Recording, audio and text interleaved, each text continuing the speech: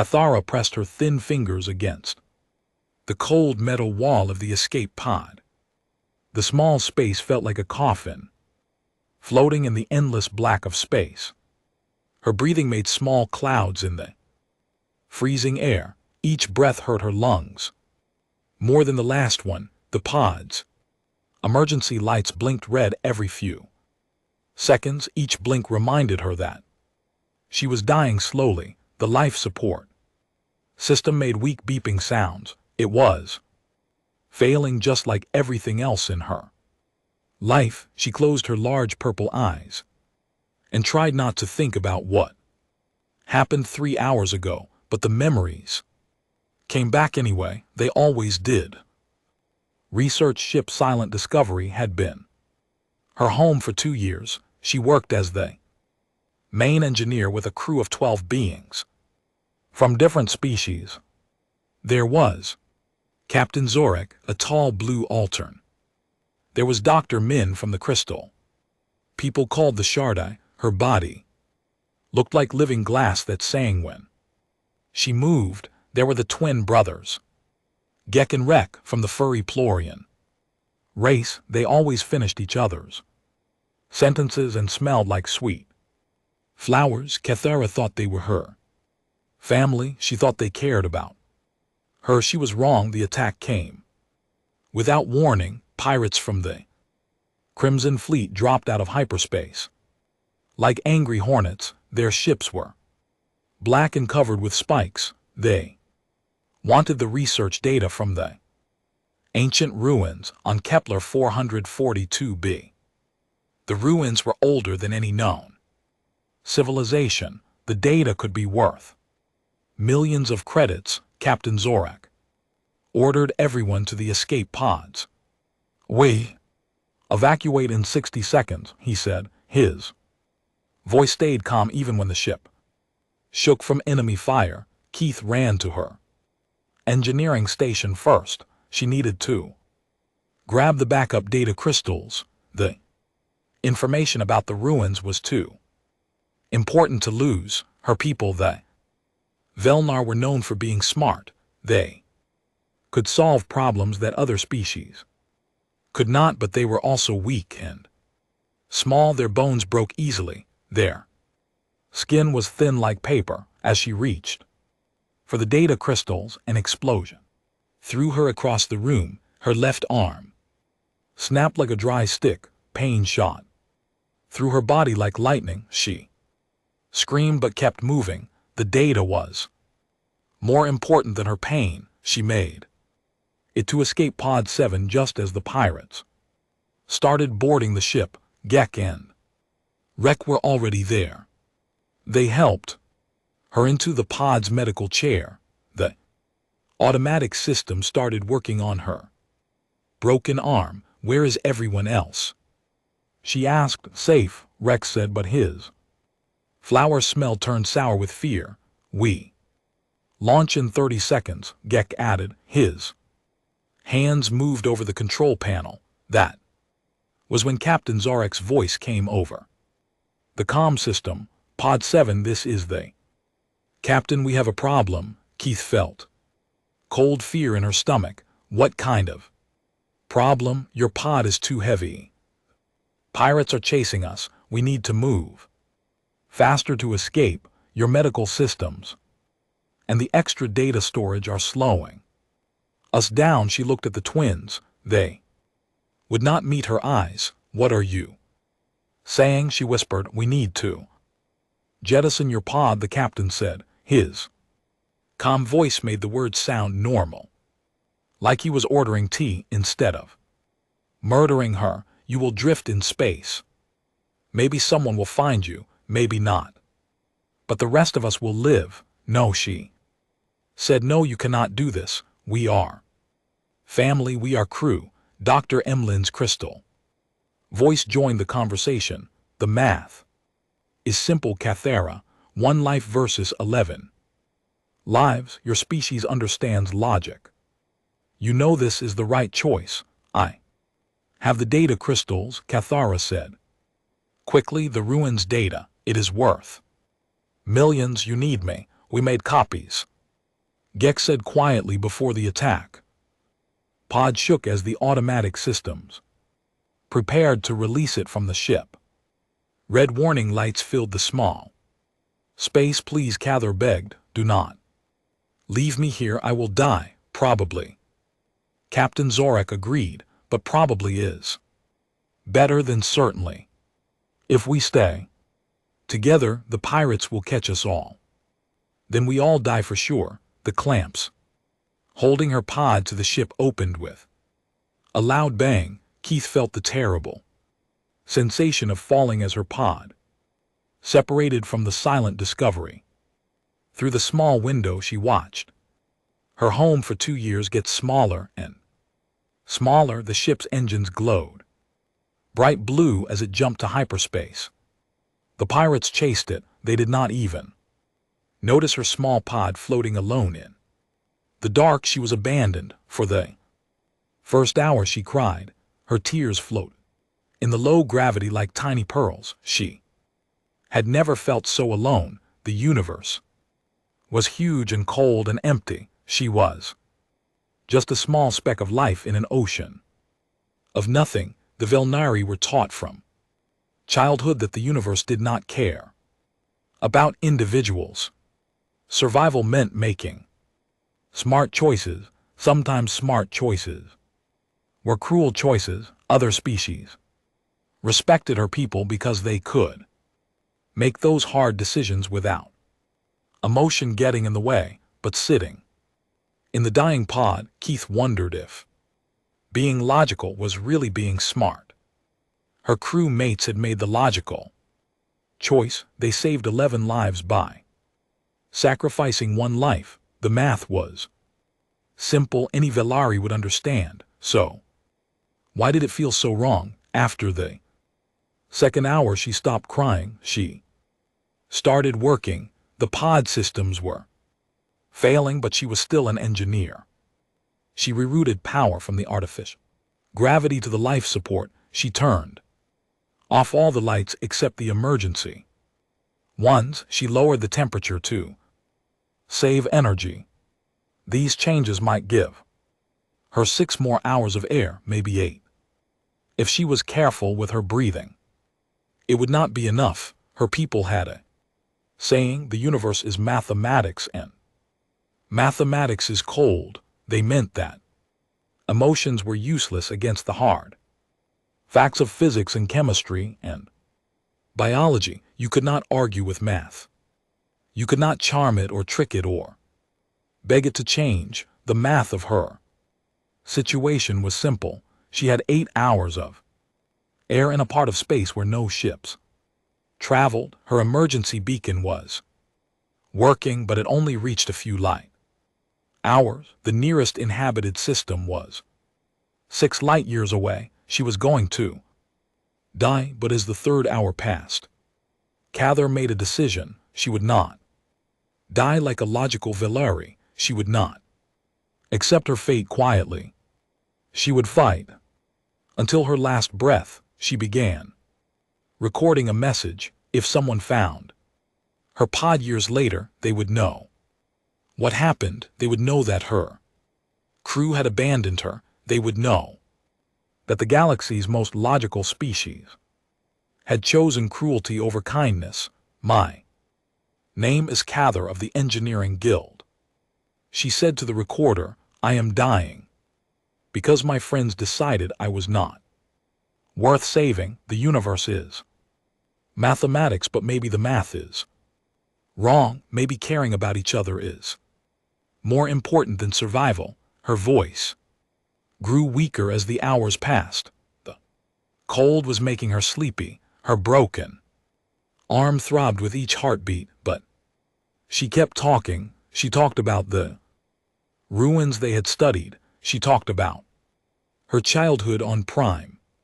She talked about her dream of finding other species who believed that kindness was stronger than logic. By the 4th hour, her words were becoming whispers. The air tasted thin and sharp. Her breath came in short gasps. She was falling asleep when the miracle happened. The miracle was that Cathara woke up at all. She opened her eyes to darkness. The emergency lights had stopped working while she slept. For a moment she thought she was dead. Then the pain in her broken arm reminded her that dead people do not hurt. She was still alive, barely. The pod systems hummed weakly around her. According to the dim display screen, she had been drifting for 3 days, 3 days of slow dying in the cold and dark. Her throat felt like sandpaper. The last water packet had run out yesterday. The air recycler made strange clicking sounds. It was trying to clean carbon dioxide from the air, but it was failing. Soon she would be breathing poison. Outside the tiny window, space looked the same as always, black emptiness, filled with distant stars. But Cathara knew where she was now. The pod's navigation system showed her position. She was drifting through the Whisper Nebula. Other species called it the graveyard. The nebula was full of old battlefields from wars fought long ago. Ships had died here by the thousands. Their metal bones still floated in the cosmic dust. Radiation from ancient weapons made the space dangerous. Most species avoided this place. It was the perfect spot to die forgotten. Cathara tried to laugh, but only made a dry coughing sound. Of course her pod would drift into the most avoided part of the galaxy. The universe had a sense of humor after all. She looked at the emergency beacon. It was still working, sending out its hopeless signal. For 3 days it had been calling for help. For 3 days no one had answered. No one was coming. The logical part of her mind, the part trained by Velnari education, told her to accept this fact. She should stop wasting energy on hope. She should prepare for death with dignity. But another part of her mind, a part she had never listened to before, refused to give up. This part was angry. It raged against the cruelty of the universe. It refused to believe that kindness was impossible. She started talking to the recorder again. Her voice was just a whisper now, but she kept talking. Day 3, she said, still alive, still angry. She told the recorder about her species. The Velnari had been exploring space for over 1,000 years. They were good at math and science and engineering. They built the best computers in the galaxy. They designed the fastest chips, but they were terrible at being kind. We calculate everything, she whispered. Food, water, air, fuel. We know exactly how much each person costs to keep alive. We know exactly when someone becomes too expensive to save. Her people were proud of this. They said it made them smart. They said it kept their species strong. The weak died so the strong could live. It was logical, but what if the math is wrong? She asked the empty pod. What if taking care of each other makes us stronger, not weaker? She thought about stories she had heard from other species. The Alteran sometimes share food with strangers. The Shard High would sing healing songs for people they had never met.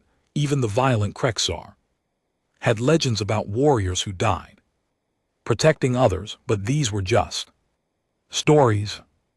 In real life, everyone followed the same rule: survival first, logic first. Calculate the cost before you help. Her crew had followed those rules. They calculated her value and found it too low, so they threw her away. The pod shook slightly. At first Cathara thought it was her imagination. Then she felt it again. Something was wrong with the artificial gravity. She checked the power systems. The main battery was almost dead. She had maybe 6 hours left. before everything stopped working.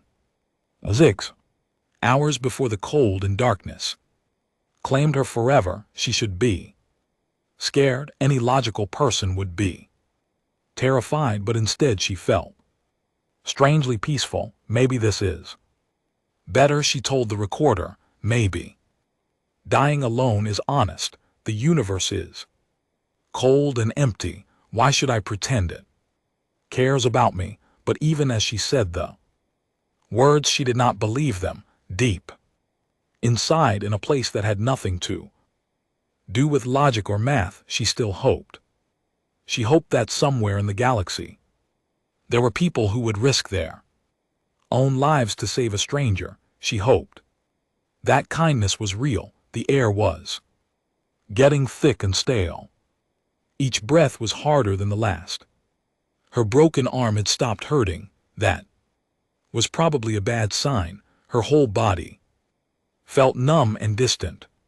She closed her eyes and thought about home.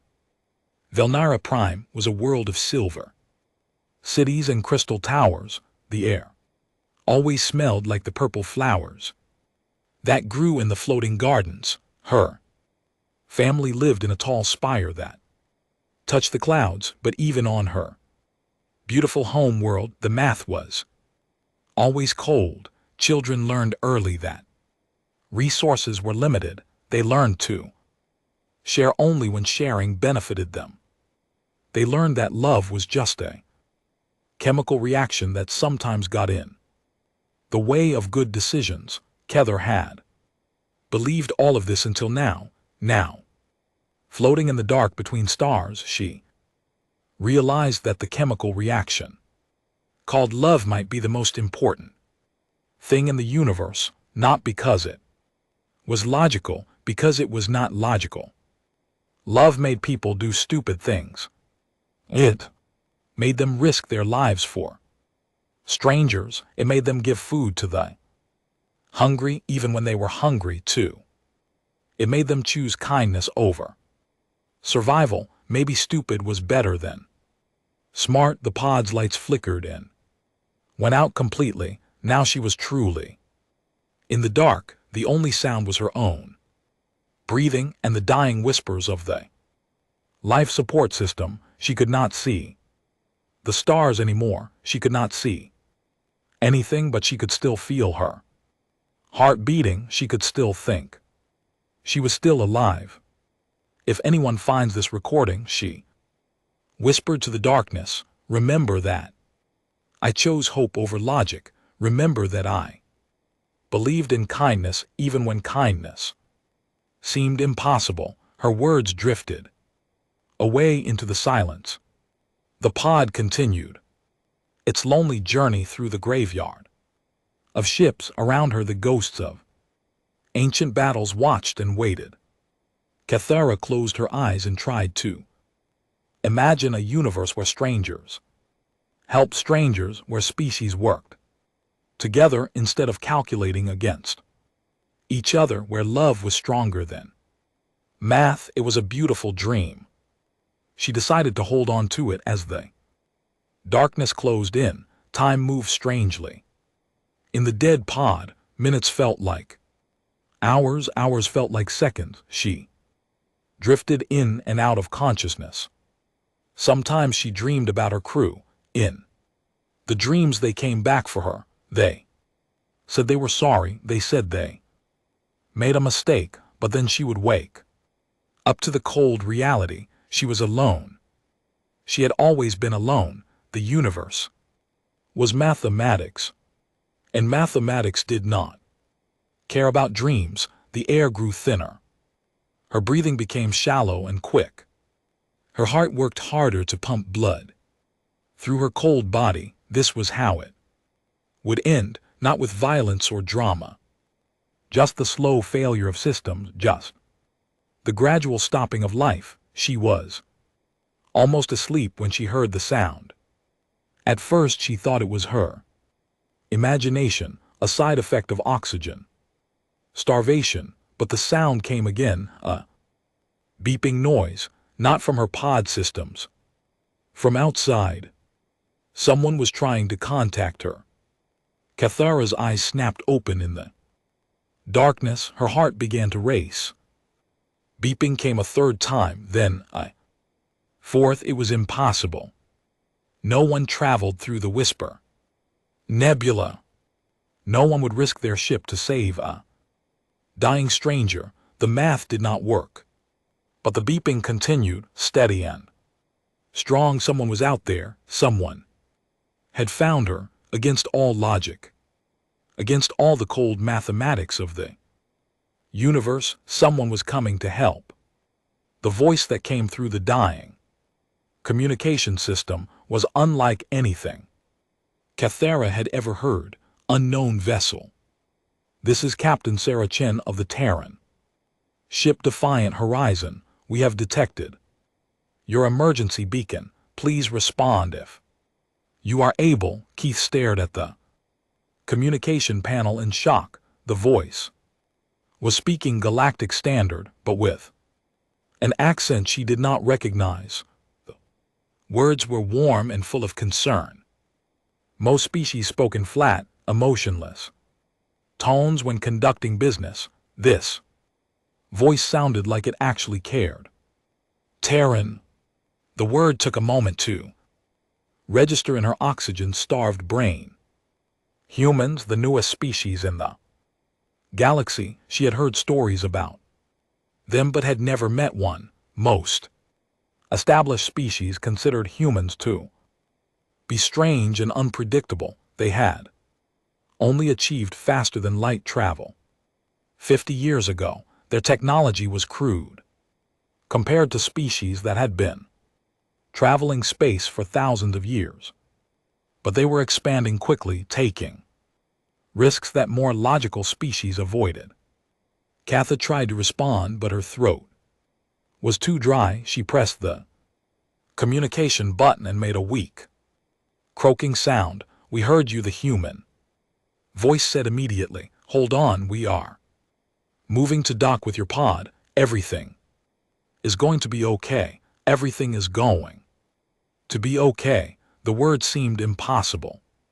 Nothing had been okay for days. Nothing had been okay since her crew abandoned her. How could this stranger promise that things would be okay? Through the small window, Cathara saw lights approaching. A ship was coming toward her, moving carefully through the dangerous radiation fields of the Whisper Nebula. The ship was bigger than her research vessel had been. Its hull was painted white with blue markings. It looked clean and well-maintained, but what shocked her most was that it was there at all. No logical species would risk a valuable ship to save one dying stranger in the most dangerous part of the galaxy. The math did not make sense. Unknown vessel, what is your species and condition? The human captain asked. Kether found her voice. Felari, she whispered. Dying, life support failing. Copy that. We have emergency medical supplies in a full medical bay. Hang in there. We will have you aboard in 5 minutes. 5 minutes. After 3 days of slow death, rescue was only 5 minutes away. Cathara began to shake, not from cold this time, but from something she had never felt before. Hope mixed with disbelief. She watched through the window as the human ship maneuvered closer. The pilot was skilled. The ship moved smoothly despite the radiation interference and floating debris. Whoever was flying had experience in dangerous places. A docking tube extended from the larger ship and connected to her pod with a solid thunk.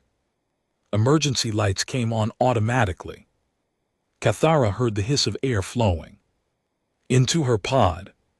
Clean, fresh air that did not smell like fear and dying systems. The pod's door opened. 2 humans floated into the small space wearing white uniforms with medical symbols. One was a woman with short brown hair and kind eyes. The other was a man with dark Skin and gentle hands. Hello there. The woman said softly, I am Dr. Amanda. Tours, this is Dr. Marcus Webb. We are here to help you. Keith stared at them. They looked so different from any species she knew. Their skin was soft and warm-looking instead of scaled or crystalline or furry. Their eyes were small but bright with intelligence. They moved with confident grace in the zero gravity, but what amazed her most was their expressions. They looked worried about her, actually worried like her pain mattered to them personally. Can you move? Dr. Webb asked. His voice was as gentle as his hands. Broken arm. Cathara managed to say, cold, hard to breathe. We will take care of everything Dr. Torres promised. She pulled out a small device that began scanning Cathara's body. Moderate hypothermia, dehydration minor, malnutrition, broken radius but healing. Well, you're going to be fine. They moved her carefully from the pod to the human ship. The docking tube was warm and filled with good air. Emergency medical equipment lined the walls. Everything was clean and organized and designed to save lives. As they brought her into the ship's medical bay, Cather saw other humans working. They all looked concerned about her condition. Several of them smiled at her, not the calculating smile she was used to from other species, but genuine expressions of care. The medical bay was unlike anything she had seen. Most ships had basic medical computers that could treat simple injuries. This room was filled with advanced equipment designed to save lives at any cost. The walls were covered with supplies for dozens of different species. How did you know to stock medical supplies for Velnari? She asked as Dr. Torres began treating her dehydration. We carry medical supplies for every known species, Dr. Webb explained while examining her broken arm. Captain Chen believes that if you are going to travel space, you should be ready to help anyone you meet. This statement made no sense to Cathara. Medical supplies were expensive. Stocking equipment for species you might never encounter was wasteful. Any logical captain would only carry supplies for their own crew. Why? She asked. The two doctors looked at each other. Because people need help sometimes, Dr. Torres said, as if this explained everything. It did not explain anything, not to someone raised on Venari logic. But before Cathara could ask more questions, Captain Chen entered the medical bay. The human captain was a tall woman with gray hair and confident movements. Her uniform was neat and professional. Her face was serious but not cold. When she looked at Cathara, her expression was full of concern. How are you feeling? Captain Chen asked. Confused, Cathara answered honestly. Why did you save me? Captain Chen tilted her head. I do not understand the question. My rescue, it makes no sense. I am one person. You risked your ship and crew to save one person. The cost is too high. The benefit is too low. Why did you do it? The captain sat down in a chair next to the medical bed. You needed help. We could provide help. It is that simple. But the math, what math? Keith tried to explain. The fuel to reach me, the risk to your ship from the radiation, the time lost from your mission, the cost of medical supplies. All of this is expensive. I cannot pay you back. There is no profit in saving me. Captain Chen looked genuinely puzzled. We did not save you for profit. We saved you because it was the right thing to do, the right thing according to what calculation? No calculation. Some things are right because they are right. Saving people who need help is one of those things, this answer made Cather's head hurt. She had been taught that everything could be calculated. Every decision had a cost and a benefit. Nothing was simply right without mathematical proof. I do not understand. Your species, she said. Captain Chen smiled. That is okay. You will have plenty of time to learn. We are taking you to the nearest station. The trip will take 6 days. 6 days. Kier sat up quickly, then regretted it as dizziness hit her. That is impossible. You cannot delay your mission for 6 days just for me. Why not? Because the cost. The cost is 6 days, Captain Chen said calmly. You are alive and safe. That seems like a good trade to me. Dr. Torres finished treating Kithra's arm and stepped back. You should rest now. Your body has been through a lot. Sleep will help you heal. As the humans prepared to leave the medical bay, Cathara called out, wait, I need to know, is this normal for humans? Do you always help strangers? Captain Chen paused at the door. We try to do other species not help strangers only when it benefits them, only when the math works out. The captain looked sad. That sounds like a lonely way to live. After the humans left, Kithar lay in the comfortable medical bed and tried to process what had happened. These strange beings had risked their lives to save her. They expected nothing in return. They seemed genuinely happy that she was alive. It was the most illogical thing she had ever experienced. It was also the most wonderful. For the first time in days, Cathara fell asleep without fear. She was safe aboard a ship full of people who had chosen kindness over mathematics. She was beginning to understand that maybe the universe was not as cold as she had been taught. Maybe there was something better than logic. After all, Cathara woke up to the sound of gentle music, not the cold electronic tones that most ships used for alerts, but actual music. Someone was playing a stringed instrument somewhere on the ship. The melody was soft and peaceful. It made her feel safe. She sat up in the medical bed and looked around. Someone had brought her fresh clothes while she slept. Velnari clothing sized perfectly for her small frame. There was also a tray of food on the bedside table. The smell made her stomach growl loudly. Good morning, said a voice from the doorway. Dr. Webb entered the medical bay carrying a data pad. How are you feeling? Better, Cathara said, and she was. The warmth and good air and soft bed had done wonders. Her broken arm still hurt, but the pain was manageable now. Thank you for the clothes and food, Captain Chen asked the computer to fabricate clothes for you. The food is from our kitchen. Chef Rodriguez made it special for Nari dietary needs. Cathar stared at him.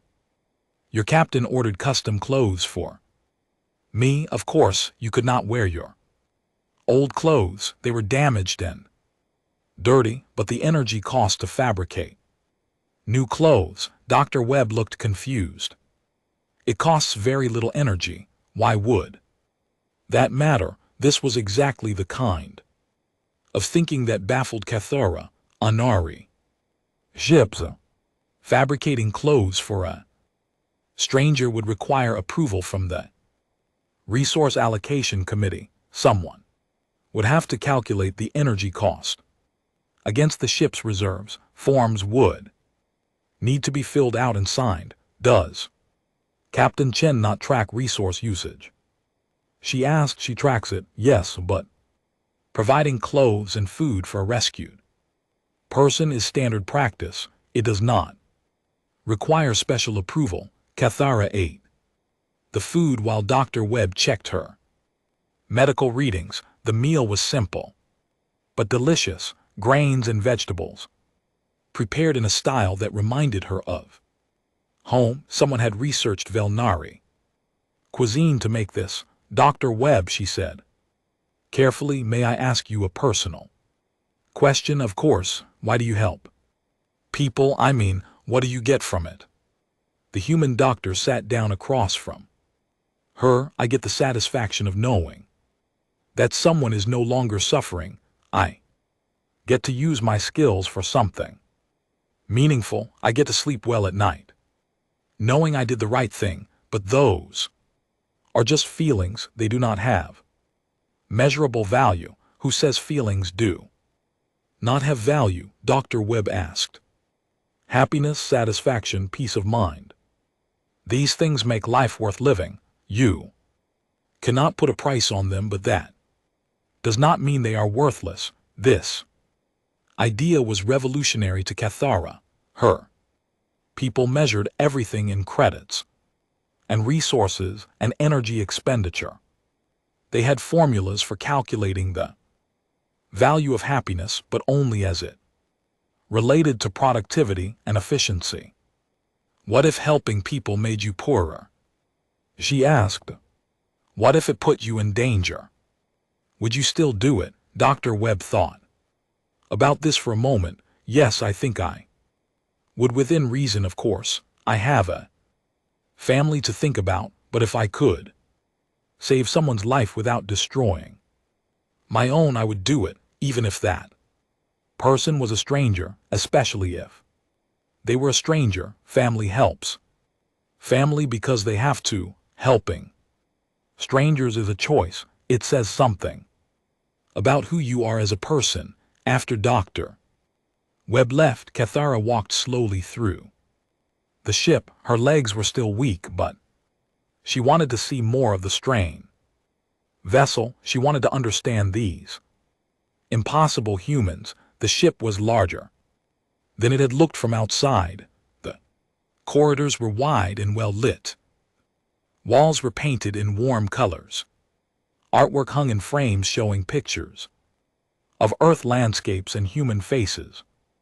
Everything felt welcoming and alive. She found the ship's library and spent hours reading human history. What she learned amazed her. Humans had a long tradition of helping strangers. They had organizations called charities that existed only to help people in need. They had laws that required doctors to treat patients even if those patients could not pay. During wars, human soldiers would risk their lives to save enemies who were wounded. They had rules called Geneva Conventions that protected prisoners and civilians. They believed that some things were more important than victory. The more she read, the more confused she became. This behavior made no evolutionary sense.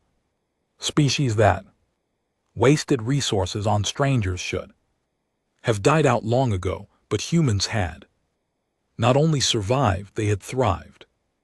Interesting reading? Asked Captain Chen, settling into a chair nearby.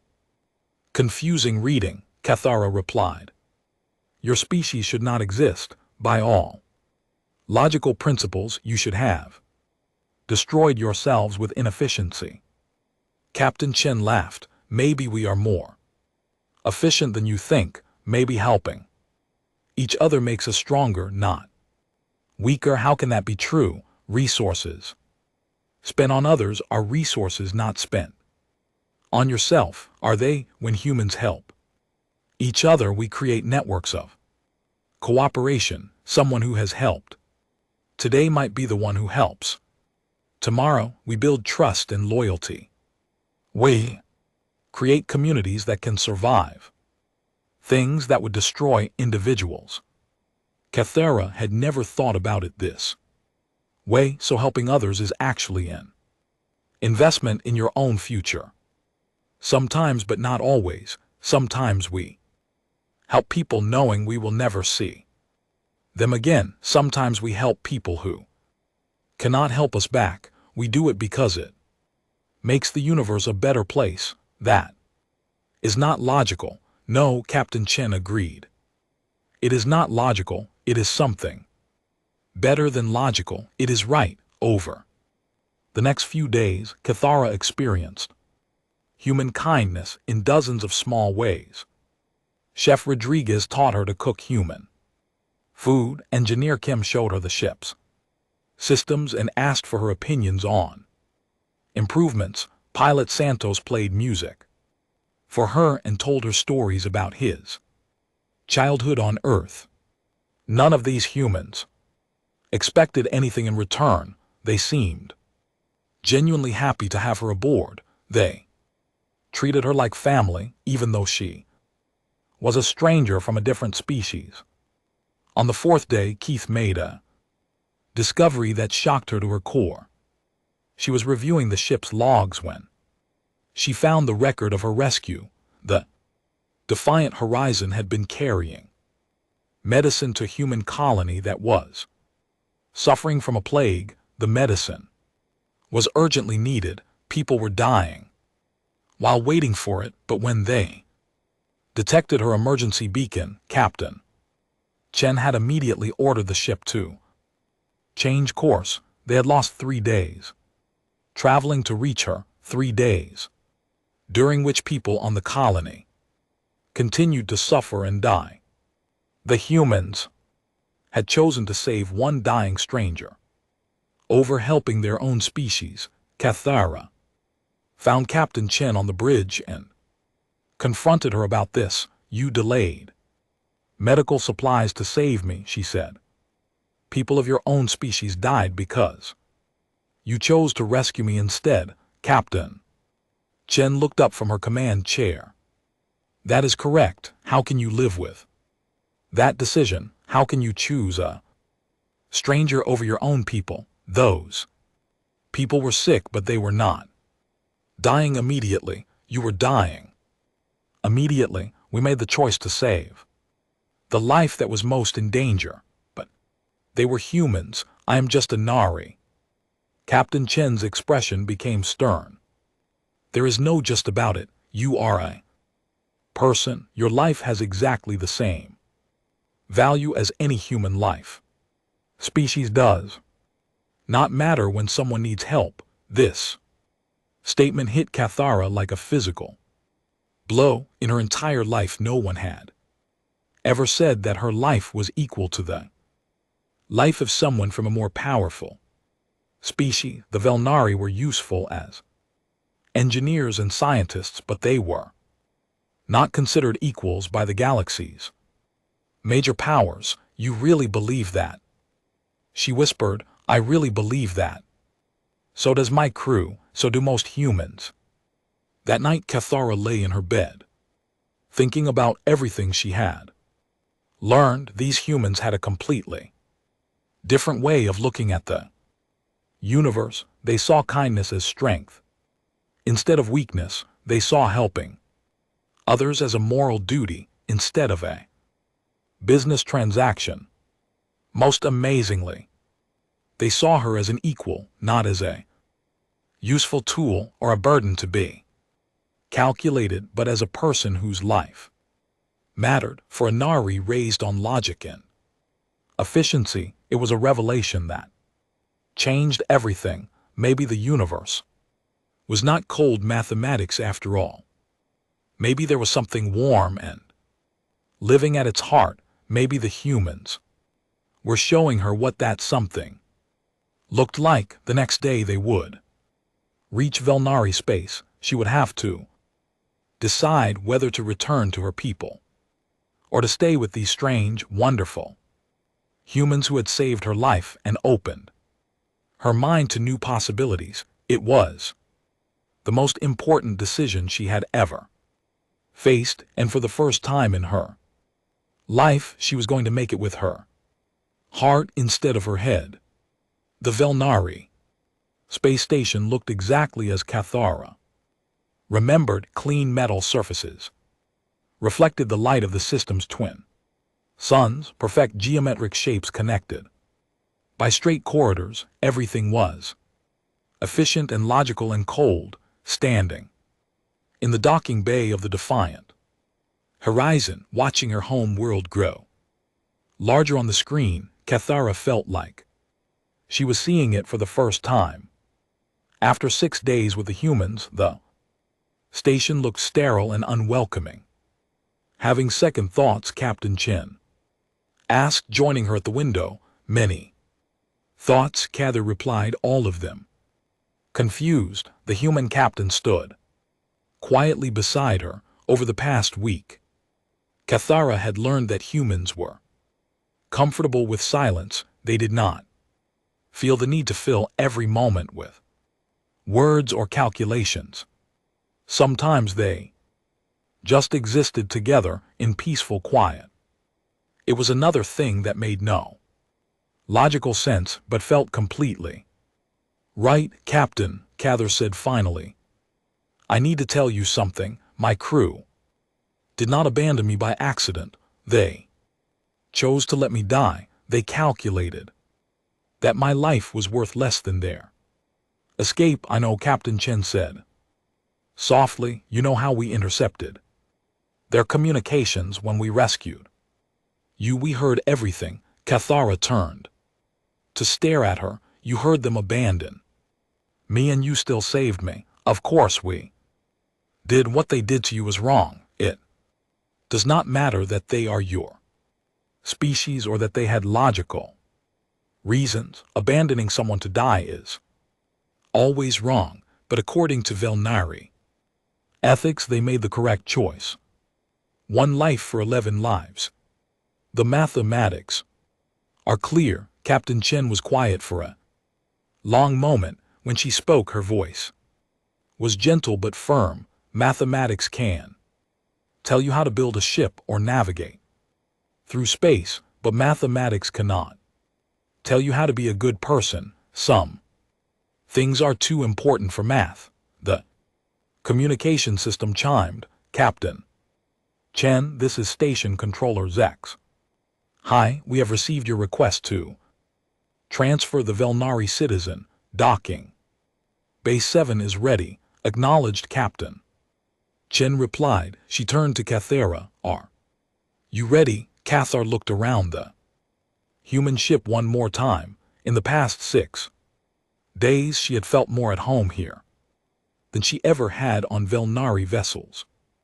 The humans had treated her like family. They had shown her a different way of living, a way based on kindness instead of calculation. What if I do not want to leave? She asked. Captain Chen raised her eyebrows. What do you mean? What if I wanted to stay with your ship, with your crew? What if I wanted to learn more about being human? You want to request asylum. The word felt strange but right. Asylum. Protection from the cold logic of her birth species. Yes, I think I do. Captain Chen smiled. Then we would be honored to have you as a crew member. Dr. Webb tells me you are a brilliant engineer. We could use someone with your skills, but I am not human. I do not understand your ways completely. You do not have to be human to join our crew. You just have to believe that people should help each other. I think you already believe that. Cathar nodded. She did believe it now. The humans had shown her that kindness was not weakness. It was the strongest force in the universe. The docking procedure began. The Defiant Horizon connected smoothly to the Velnari station, but instead of preparing to leave, Cathara prepared to make her choice official. The station's representative who came aboard was Controller Zahai himself. He was an old Velnari with silver skin and tired eyes. Cathara had known him since childhood. He had been her father's friend, Keith. He said formally, you have survived an unfortunate incident. We are pleased to have you home. Thank you, Controller. But I am not coming home. Sexhai's large eyes blinked slowly. I do not understand. I am requesting asylum with The humans. I want to join their crew. The controller looked shocked. Behind him, two other officials whispered to each other in their musical language. They were calculating always. Calculating. This is highly irregular.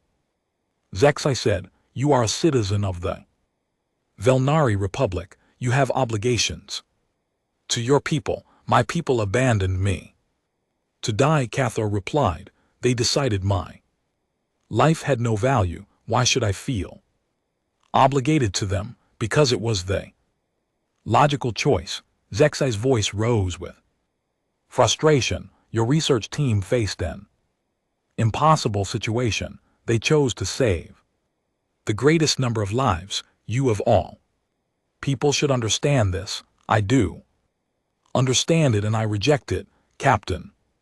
Chen stepped forward. Controller Zexa. Cathara has the right to request asylum under galactic law. She is not your property. She is not property, but she is valuable. One of the other officials said she possesses important engineering knowledge. Losing her would be inefficient. There it is, Keith said sadly. Even now you see me as a resource to be calculated, not as a person with feelings and choices. Sex. Hai looked genuinely confused. What else would you be? We are all resources. We all have value based on our skills and knowledge. This is how civilized species function. No. Cathara said firmly, this is how your species functions, but it is not the only way. She gestured to the humans around her. These people saved my life. Not because I was valuable to them, but because my life had value by itself. They risked their ship and delayed their mission to help a stranger. They spent resources on me knowing they would never be repaid. That is inefficient. That is kindness, and kindness makes them stronger, not weaker. Zexa and the other Velnari looked at the humans with something like fear. These beings are not logical. They make decisions based on emotion. How can they function as a society? Captain Chen answered, we function very well, thank you. Humans have gone from a single planet to over 200 colonies in 50 years. We have made allies with dozens of species. We have eliminated poverty and disease from our worlds, all because we believe in helping each other. Impossible. Such rapid expansion requires careful resource management and logical planning. It requires trust and cooperation. Captain Chen corrected. When people know that others will help them, they are willing to take risks. They explore new worlds and try new ideas. They work together instead of competing against each other. Dr. Webb joined the conversation. Controller May, I ask you something. When was the last time your species made a major breakthrough in technology or science? Zexai thought about this. Our last significant advancement was approximately 200 years ago. Why so long between breakthroughs? Because major research is expensive. It requires resources that could be used for immediate needs. The risk of failure is too high, so your logic prevents you from taking the risks that lead to progress. Dr. Webb observed, you have become so efficient that you have stopped growing. Keith watched her people's faces as they processed this idea. She could see them calculating, trying to find flaws in the humans' argument, but the math was clear. The Velnari had become so focused on efficiency that they had lost the ability to innovate. I want to learn from the humans, she said. I want to see what is possible when people choose kindness over calculation. Zexai sighed. If this is truly your choice, we cannot stop you, but remember, you will always Be welcome to return home, thank you. But I think I have found my real home. The Velnari officials left the ship, looking confused and troubled. As their shuttle departed, Cathara felt a weight lift from her shoulders. She was free. Now, free to choose kindness over logic. Free to help others without calculating the cost. Captain Chen put a hand on her shoulder. Welcome to the crew, engineer. Cathara, thank you, Captain, but I have one question. Why do humans do this? Why do you help people even when it costs you? Captain Chen thought for a moment. Because we believe that every person matters, because we know that the universe can be cruel and cold, and we want to make it a little warmer, because helping others is how we become the best versions of ourselves. She paused, looking out at the stars, and because someday we might be the ones who need help, we want to live in a universe where strangers care about strangers. The only way to create that universe is to be the kind of people who care. As the Defiant Horizon undocked from the station and headed back into space, Cather felt a new kind of peace. She was beginning to understand that the humans had found something that her people had lost. They had found the secret to being truly strong. It was not about having the best weapons or the most efficient systems. It was about caring for each other. It was about choosing love over fear, kindness over calculation, hope over logic. The universe was vast and cold and full of dangers, but it was also full of people like the humans who refused to let the cold win. They carried warmth and light wherever they went. They saved strangers and helped enemies and chose cooperation over competition. Cathara had been abandoned by her own species and left to die in the darkness between stars, but she had been found by people who believed that every life mattered. People who proved that kindness was not just possible but powerful. She was ready to spend the rest of her life learning how to be that kind of person. She was ready to help humans show the galaxy that there was a better way to live. The Defiant Horizon jumped to hyperspace, carrying its newest crew member toward a future bright with possibility. Behind them, the Velnari station grew smaller and smaller until it disappeared completely. Cathara did not look back. She was too busy looking forward to the adventures that lay ahead.